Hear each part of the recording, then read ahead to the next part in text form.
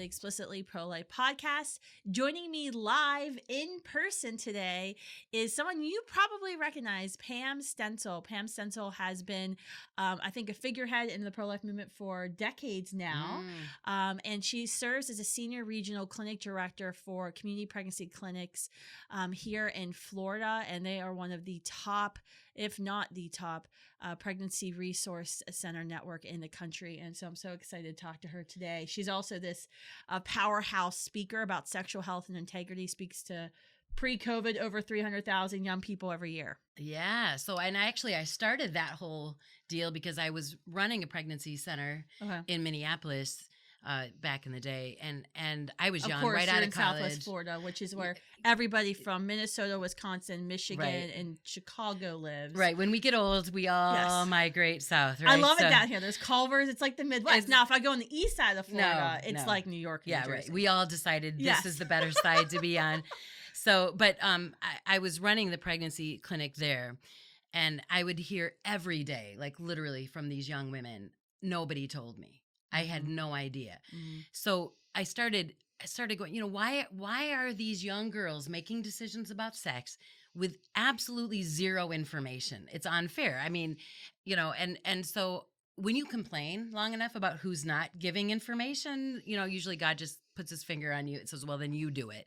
And I really started doing it, just to kind of, in my own area, just to kind of make people aware. And a businessman approached Youth for Christ basically back then and said, there's a pregnancy center director that's talking about sex and somebody needs to put that on tape. And just wrote a check for $20,000. And I'm like, who wants to hear this? And you became an instant star. It was insane. That video has been translated in 11 languages and used in 41 countries around the world. It's amazing. And the reason I wanted you to be on today, and we were talking before, like we've got to get, especially this generation of just young people haven't met or heard of the great Pam Stenzel.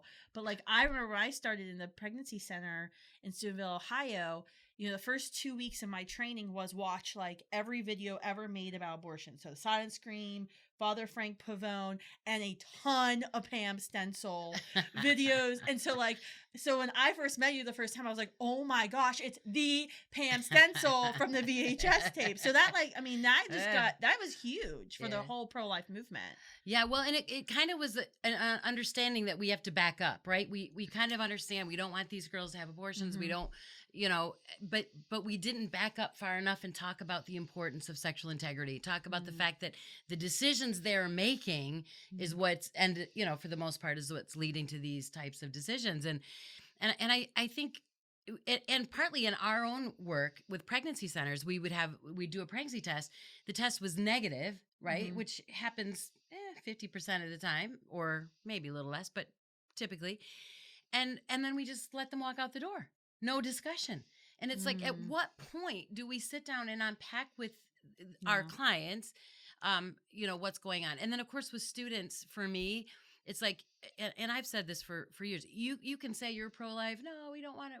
But then you do the behavior that literally leads to that moment. And I can't tell you how many, it's devastating how many kids who went to the March for Life, did all of these things, and then end up, and sometimes they're the ones even more at risk for abortion because they're so like, oh my goodness, I said all these things and I can't let anybody know that I did that. Exactly right. And so we're going to run quietly and then I don't have to deal with it publicly. Listen to her. That's exactly right. I mean, that is so, I think, profound. One of the things that I've even noticed on campuses, and we've talked to our student leaders about, when you're having these conversations to convert, you may be making perfect logical sense to them, and you might have planted some great seeds, but there's actually another hurdle that I don't think we always think about, and why they don't fully come over and say, okay, you've changed my mind. I'm now pro-life. I'm with you.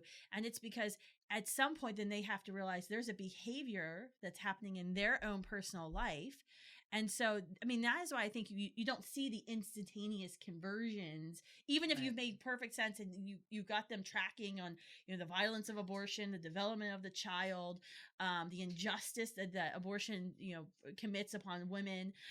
Even if they're like, but then there's this, it's frustrating for pro-lifers because you're like, I have made perfect sense. I've made the case. You've agreed with me. And then we just stop because it's like there's something in their personal life Exactly right. that's kind of stopping them from fully coming over, and it goes to this sexual health and integrity where it began. And that's what's just so difficult, because it's like and a lot of students I find, because one of my main clinics that I work at right now is at the University of Florida in Gainesville. We're right across from the football stadium, so I'm dealing with a major university. I'm dealing with that crowd, and I think they kind of, this generation has probably more than any other generation that I've seen in the last 2 decades just totally embraced the separation of sex from any form of relationship, right? So it literally, it's like we're talking about two separate things. You're talking about sex here and then relationship over here, and never the twain meet, right?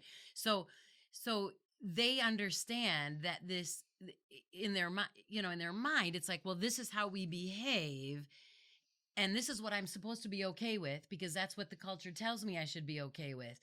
But alone in the deepest part of who they are, they're not okay. There's just, I mean, I've seen young women who are depression, who, they say it shouldn't matter if he'd ever text me back, and but you can see inside, they're dying inside. And one of the things that I've found is when we can begin to pull out from them, what do you really want?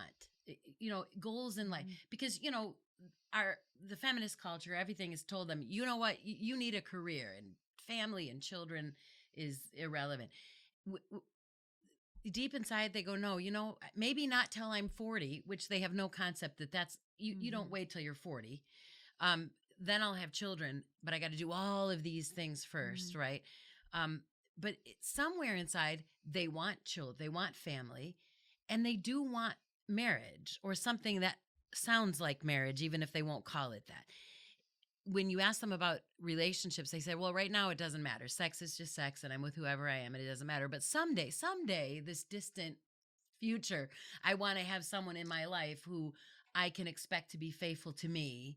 We can be monogamous. We can, we're not doing all of this. So to try and get them to say, okay, so if that's where you say you want to be someday, everything you're doing here is guaranteeing that will never happen. I mean, we've got epidemic STI levels right now, 26 million. And the reality is this, and people have to understand that we're talking about massive STI infection. We've never seen it this high. And the last year I have stats for, because the CDC's slow, is 2019. They haven't even put out 2020, and I have no idea what's going to happen, because they took all their staffing and threw it at COVID. I mean, it's like I was at an emergency room for a kidney infection the other day, and they're like, "Oh, don't worry, we already sent it for a gonorrhea test." And I was like, "I don't have gonorrhea." Of course, it was like an automatic thing. Yeah, right. We just like, do that, I'm right? A 36-year-old married woman. Yeah, I know, it's crazy. It was like, I was like, gosh, like it was like intense. Yeah, like the instant, like, and then there was like questioning, and I was like, no, it's just a kidney infection, and just give me the drugs to make it go away. But I don't know if they're going to report. I don't know how, you know what I mean? It's kind of crazy. But when you think about it, of the massive number, almost 60% of all those new infections are people between the ages of 15 and 24. Right. So we know that our college and the 36-year-old married women. Yeah. Right. Well, obviously they're not used to 36-year-old married monogamous women. Yeah, that's a completely different concept in their world. So chlamydia infection, gonorrhea as well, but chlamydia specifically, which is very common on our college and high school campuses. If a woman gets chlamydia once, she's got about a 20% chance of developing pelvic inflammatory disease, future infertility. Each time she gets chlamydia subsequently, that raises. So the reality is, a lot of our young girls are going to find out, even if they get married at 28 or 29 and think, well, now maybe I'm going to think about having children. They can't. Infertility has risen exponentially among women. That's right. But here's the other problem in this culture with this group of students talking about medical issues and science per se. They have no concept. I used to always try and it was kind of a joke even 15 years ago with high school students. Boys and men and women are different. If you missed this in 6th grade human reproduction, we're different, right? And yeah, you can't say that. It's like they're not even allowed to say. I had a girl at a conference, sadly, a faith-based youth conference, come up to me and she goes, "Well, what my boyfriend wants to know what he has to worry about when it comes to STIs." I'm like, "Did you miss my entire talk? All of it." Now, he's not going to, have as many consequences as you. Women will pay a higher price. So she was hedging and hawing. She goes, "Well, my boyfriend is transitioning." I'm like, "What?" And she goes, "Well, my boyfriend is I said, "Your boyfriend is biologically a female." I said, "Your boyfriend needs a pap smear." I mean, how are we having conversations with these? You are not a fluffy unicorn. I don't even know how we can have a proper conversation. Oh, I love Pam Stenzel so much. You and I need to go on a road tour on campuses. Like, we would just be like triggering the Gen Zs left. There would be like 4 safe spaces on campuses. I'm crying now. My friend needs a pap smear. It's sad. Like, I laugh because there's no other reaction to this insanity. It's crazy. That's out there. I mean, I guess something you corrected me on because I said, okay, we're going to talk about abstinence today because I kind of suck at talking about abstinence. My talk on abstinence is if you don't want to have a baby and worry about abortion and unintended consequences, don't have heterosexual sex. Like, that's like and that's like a super controversial statement, by the way, on campus. I like, it was kind of like keep your legs closed, just, keep your pants zipped type of. That was my abstinence talk. And it used to like just go off. Like, I'd say it in the past year and a half, that's like the most controversial thing I'll say. Like, the girls like freak out, and then it's like, it is my fundamental right to have as much sex with as many people as I want. So I wanted you to come on and like give us pro-lifers, educate me on like what are my better like ways to engage in these conversations. But then you even correct me, you're like, don't use the word abstinence. Yeah, we don't. How do we even frame this when we're having the discussion? Yeah, well, abstinence became a political word for a lot of reasons, but abstinence sound like just don't have sex, right? And a lot of people used to say, well, that's, you just tell kids not to have sex. What's the success rate of that? And number one, I'm not the sex police. I quite frankly don't care what you do. Thank you. I don't care. Right. What I'm going to tell you is if you have sex outside of one permanent monogamous relationship, and monogamy does not mean one at a time. That is one partner who has only been with you. You're going to pay a price, period. And I don't care how you feel. I don't care. Yeah. None of that matters. Science doesn't care. You will pay a price. And with the ridiculous numbers we just talked about, it's not like, well, it won't happen to me. Ridiculous. So here's the question. Are you willing to live with the permanent consequences of what you're doing? So for, a decade ago, the big thing was, well, we can avoid this cost by condoms, birth control, whatever. Well, we all know that doesn't work. Mm-hmm. That's ridiculous. In fact, back in the day, my OBGYN told me, what we call couples who use condoms for birth control? Parents. I mean, this is ridiculous. There's no way that that's going to protect you 100%. So again, one permanent monogamous relationship, uninfected partner. I mean, the CDC is going to say it over and over again without putting any religious terms around it or whatever. So your risk of infection is directly related to the number of partners. So you have to know not only who that person's been with, but everyone they've been with and everyone they've been with and everyone they've been with.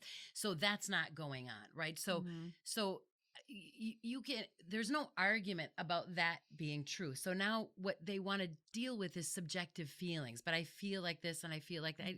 And I'm not big on that. I'm like, this is the science. I mean, we are doing it in theory with COVID, even more. This is how it's contracted. This is what, do you know what I mean? Yeah. How something makes you feel. Herpes doesn't care. So they have to deal with that fundamentally. Mm-hmm. And then once we kind of deal with that, we can begin to unpack what's really going on. Why this resistance? And I find it interesting that you're getting that response in the around the pro-life discussion, because if you remember, it's probably happened twice recently. And I'm going to get these famous actresses messed up because anyway, whoever's famous on Twitter for being all pro, which they all, pro-abort, whatever. So when they talked about the Texas law, and oh my goodness, what's going to happen in Texas? Because they won't have access, right, to abortion. Well, what do they all say? Well, we're going to refuse to have sex. Really? Thank you. Very good.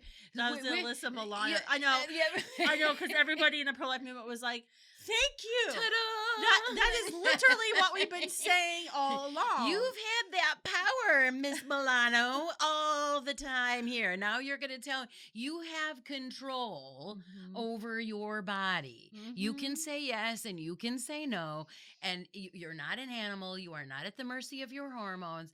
And so the problem is they've just gone. I want to have unfettered, treat people like mere objects, treat myself as an object, never give human dignity, not only to myself, but to the other. And I want zero consequence at the end of that. It doesn't happen. There will always be a consequence, be it physical, emotional, and spiritual, for you treating yourself with zero dignity and treating the other with that kind of without respect and honor. It's just going to happen. And so how can we expect a generation to have any respect or treat unborn children with dignity when they can't even treat themselves nor the other with any form of dignity? Yeah, absolutely. I mean, we've seen that. I mean, it even plays out into the broader culture too. When you talk about the political debate and the mask wearers versus non-mask and the undignified responses and how people talk about their own family members, well, you're vaxxed and you're not vaxxed, and you don't treat other human beings with dignity at all. None. And obviously the core of this is a spiritual problem. When you're created in the image of God, and then God's design, he created you male and female. And for you, the enemy is attacking not just God's design, marriage, purpose, the reason that we were developed sexually, or that we have our sexuality, because we were created in his image, one flesh, that we were created to love each other in that unique sacramental relationship, totally, freely, faithfully, and in that fruitfully. When we reject that initially, the next rejection is I'm rejecting the creator altogether because I don't even accept how I was created, right? Either, you can say you don't believe in the creator, but the reality is this whole transgender, this whole mess that we're in is the ultimate FU to God. That's what it is. And so, you're like, okay, you're basically, I mean, they're all sin, morality, forgivable, but you start doing the absolute rejection of God, and we're crossing a line where it's really hard to come back from that. Wow. All right. So I guess one of the things I really wanted to ask you about was getting ready for a post-Roe America. Yeah. And if Dobbs reverses Roe versus Wade, obviously our battle is not over in the pro-life movement. In fact, it's probably just begun. Yeah, really. It's really just begun. That's what's keeping me up at night in cold sweats. Yeah. Really, our work is just beginning. What do you think the pro-life movement needs to do when we're talking about abstinence? Or first of all, tell me what term we should refer to, because I hear a lot of older people use the word chastity, which comes off to me as a religious term. So I always tell people don't use that word. We use the word sexual risk avoidance, which it still is like a negative. I don't know. Well, because sexual risk avoidance, which is good, came out of the political sphere, which is where abstinence came out of. And so really that's when that term's used, I'm usually talking to people who are like, what is your high school teaching? Right? Are they teaching abstinence? Are they teaching comprehensive sexual risk avoidance? Those are very like more, and I would consider that middle school, high school kind of level discussions, which obviously needs to happen. I use the term on college campuses, and I use the term general. We talk about sexual health and relationship education, or sexual health. Of course, when I use terms like that, some people in the faith community are like, well, what does that mean? Because they go wrong places with it. But the reality is that we're talking about healthy relationships, healthy sexuality. I like to use the word sexual integrity, because what this says is I have boundaries around my gift of sexuality. In other words, I choose to control my, and one of the things I've said for years, because it doesn't attack, it doesn't the whole thing of like, I've had students on campuses like, you've just never had good sex. Have you ever had an orgasm? And I'm like, actually, statistically, there have been studies that show Catholic monogamous couples have the best sex. Yeah, and married, satisfying sex faith-based women are having the best sex. Yes, we have the best sex. Yeah. I mean, and the proof of that is in our big minivans. Well, there you go, right? Conversion vans that have to be purchased. Well, and again, if you reduce sex to an orgasm, right? I mean, which is very important, right? But the reality is, you know, if that's what I'm after, you are my object to get me to that place. Yeah, that's Do you know right. what I mean? It's just ridiculous. That comes out of pornography. I mean, we can talk about all the roots of where that's gone. The reality is, sexual integrity says, we in a relationship, if you ever say, well, we need to be exclusive, or now we're gonna give up all this craziness we've been doing, and now I'm only going to be with you, that takes a tremendous amount of discipline. So the reality, and I've said this to students, sexual integrity will be practiced or not for the rest of your life. This is not a student thing. This is either I have integrity or I don't. And if you don't, at what point do you put it in? And can you operate in this world where sex means nothing and other people are just objects to achieve orgasm? And now you said some magic words at an altar, and now 3 years later, 4 years later, you're going to be able to forsake all others and be faithful to that person? That's ridiculous. It doesn't work. And my generation will tell you that.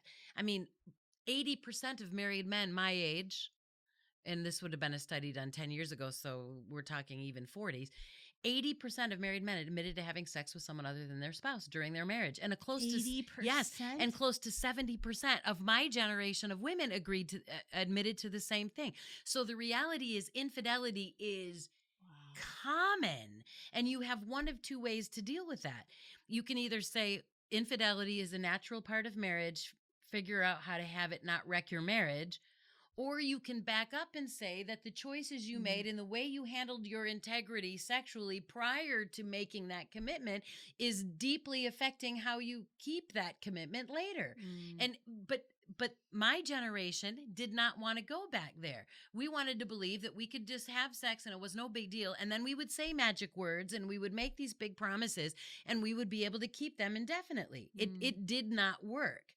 So it seems that a lot of this generation is just saying then marriage doesn't work, period. And their expectation is to have 50 years of just sex with whomever with zero commitment.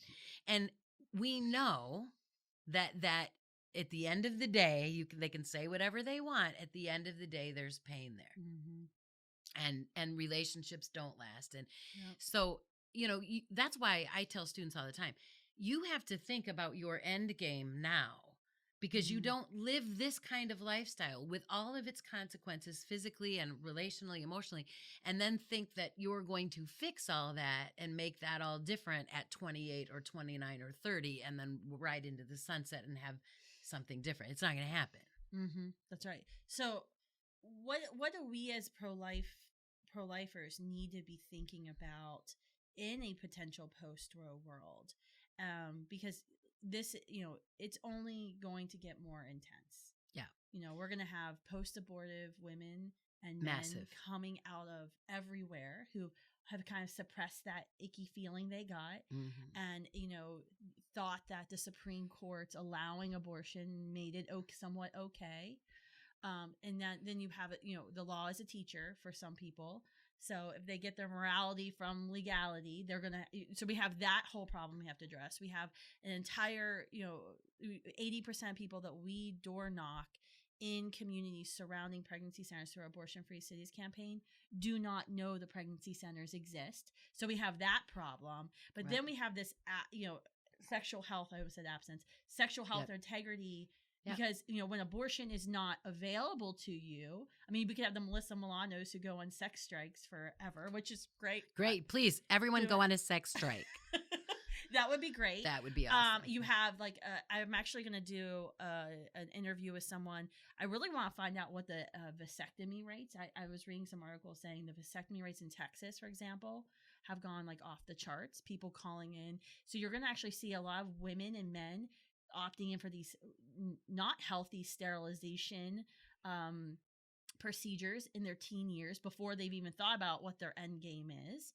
But what do we need to be thinking about as a pro-life movement to start these conversations now and prepare? Well, I mean, because I've been speaking to teens about sex for so many years, I've always said this conversation happens first in the family and then in your faith community, and then we can go broader. Okay. So parents 100% have to be involved in talking to their kids very early about respect of self and respect of others. I mean, I laid some ground for parents. I said, listen, they need to know personal responsibility, delayed gratification, empathy. These are things we teach our kids so that when the sexuality piece is brought in, it's there. We're thinking of others.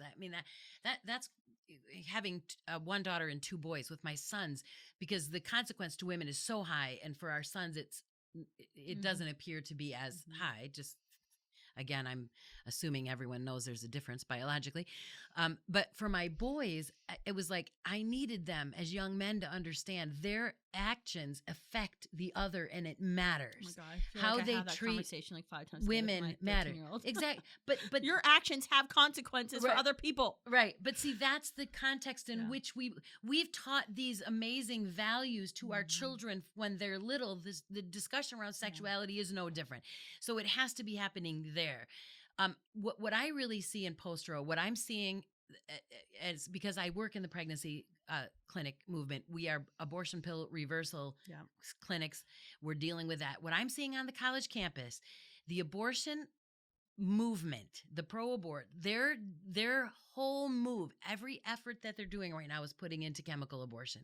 I know. And they're bypassing the clinic. Yep. They're trying to get they're already in post-row strategy mode. They're there. Yeah. And they're making a ridiculous amount of money doing it.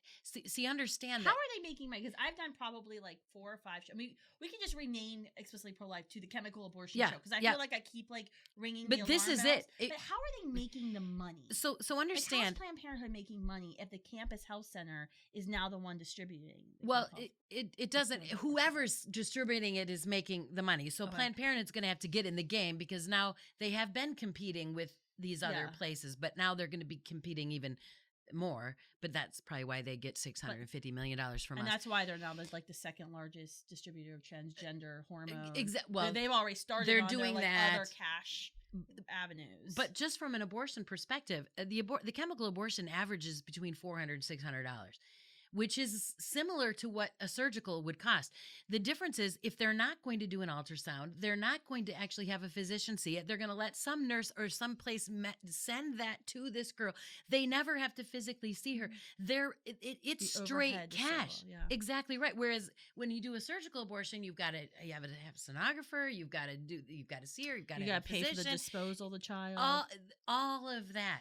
And then from an emotional standpoint, and then here, get this. So Planned Parenthood shoots this out, telemed. We didn't even know that she was 11 weeks and not 10, or she was, because no one did an ultrasound. We have no idea. The abortion, the abortion pill, the chemical abortion didn't work. It's incomplete. Now she has to come in and have a surgical, which is going to cost her another $500 or $600.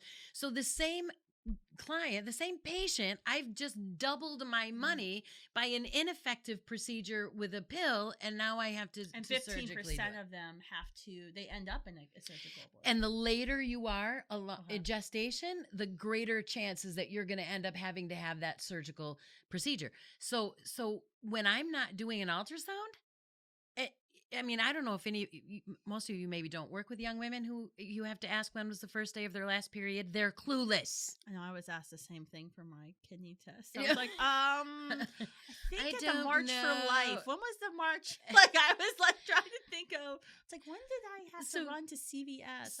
So imagine this extremely important piece of information we need to know, and we're putting it on a girl who can't remember. And so to me, it's absolutely atrocious, on top of the fact that we don't know if the pregnancy is ectopic, which could be deadly and kill her. And they're then Rh negative. and then imagine we're now, especially our college campuses, because this is where they're pushing this.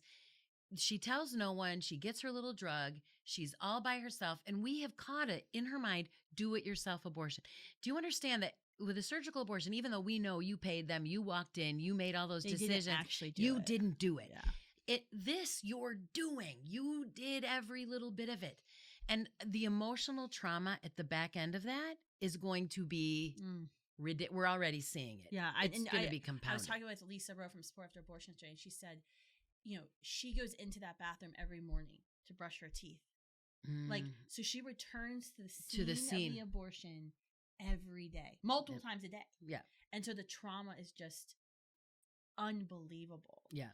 And so I that's something that really stuck with me when she said that the other day. I was like, oh my gosh, that's so true. Yeah. Just thinking about the trauma aspect of what happened. Well, we've all seen Unplanned, and we've seen that chemical abortion. Yeah, because they're told the lie. Yeah. Mm-hmm. And so we're going to have to get some serious, if we don't get healing to these women, especially, and subsequently the fathers that were involved, that were told by a culture that they don't even have a say, and even thought they were being good by saying, oh, you make your decision as yours, I have nothing to do with it, which way they just threw everything on her. We're going to have so much, if we don't heal this pain, then we're just going to have, it's going to be this vicious cycle. I had a counseling session with a college student this week who's found out mother was the one who pressured the abortion. Well, then when we dig deep enough, mother had two. So I'm saying, so we're generationally. Yeah. So at some point, if we don't heal this wound, we have an entire new generation of young people just wounding. So though, I mean, we have to be it's very important we're involved on that end. It's very important we're involved on the front end. It's very important that students our students who are pro-life are the ones saying to their peers, this is, this is going to harm you. This is the devastation that could happen. This is physically, emotionally. I guess to close out, what would be your advice to a pro-life student leader who has a friend who might be with them against the violence of abortion, but knows that they're having sex with their boyfriend, they're having sex with their significant other, they're not living the lifestyle. What is your advice to not have, how not to be weird in having that conversation? Besides, I know you're having sex, you should stop doing it. Yeah, well, I would back up and say, listen, pregnancy is one of the consequences, no matter what you're doing, of sex outside of a faithful monogamous relationship, which they're probably not in. Heterosexual. You have to make sure you clarify that on the campus. Well, see, that's a nice thing, because pregnancy is not really a result of a non-heterosexual, depending. But there's a myriad of other issues, right? So that's really the least of your. I mean, pregnancy survivable. You can live through that, right? You may not these others. So you have to take a long-term goal out of what's going on in relationships and really unpack those issues. But I would say for the student leaders, the most important thing is that their peer, whether their friends, their campus, knows where help is, knows where that pregnancy clinic is, know where they can go and get tested for STIs, where they can go and get a pregnancy test, an ultrasound. Make sure that they know those things need to be done. I always say this, 3 things have to be done before you make a decision for an abortion. You have to have a pregnancy test, lab quality, not your EPT you bought at CVS. You need to have an ultrasound, and you need to be STI free. You need to know you're not carrying an infection in your cervix that if you went and had a surgical abortion, that abortionist would push up into your tubes. So before you make any decision, know those 3 things. I can do all 3 of those things for you for free. Come here first. Let us do that. And then we'll have a discussion about what your option is beyond that. So if these student leaders can get these girls to come in and see a pregnancy center and get these important medical services done and not go telemed, not run, do you know what I mean? Come here first, free. And then we'll talk about what we're going to do beyond that. And then you can make a truly informed medical decision about what you're going to do. But if they don't know we exist, if they don't know where to go, if they don't know who to call, then they're going to be victims of the abortion clinics and the Planned Parenthoods and the movement that just says, don't tell anybody, we'll fix this right fast for you. So, I mean, I think it's really, really important that students know where we are, and there are far more of us than there are them, and we're free. And I always tell girls too, we make zero money off of the decision you make. When you go into one of those clinics, they're making money off of you. We're not. So at least come here and think through what you're going to do and know fully informed, regardless of the decision you make. And how do you have a conversation with a friend who's having sex? Well, who isn't pregnant? Yeah. The hard roommate, somebody you love that you have a good relationship with. Right. How do you start here's I start any because relationship. I don't start conversations well, apparently, because I'm just too blunt. No, well, so I am too. Do it Kristan's way. I am too. So here we go. But here's one of the things: you have to earn the right to have that deep of a conversation, yes. right? Earn the right. Earn the right. Okay. So one thing that I would do, and I've told girls to do, say, "Do you believe I love you?" And I know that sounds, well, maybe not today. That doesn't sound awkward, but back in the day, that was kind of awkward. No, but girls probably can do it better. But anyway, it's like, do you believe I love you? And when they say yes, then because I deeply care about you, this is the behavior I'm seeing that leads to a lot of pain down the road. And I don't want to see you hurt. I don't want to see you physically hurt. I don't want to see you emotionally hurt. I don't want to see you used. I don't want to see, do you know what I mean? I care about this. That's a great way. That's a great tip of how to start. I mean, it's how to start. I think anytime our VP at Students Life wants to correct something I've done, it's, I know she loves me before she's going to lay into whatever I've done that I shouldn't have done, right? That's right. Because then I can receive the information and understand, oh, it's because she loves me, because she cares about Students for Life. She's going to tell me how she disagreed with what I said or what we did or what decision that was made. Right. And that tells you in that relationship that you have permission to dig that deeply.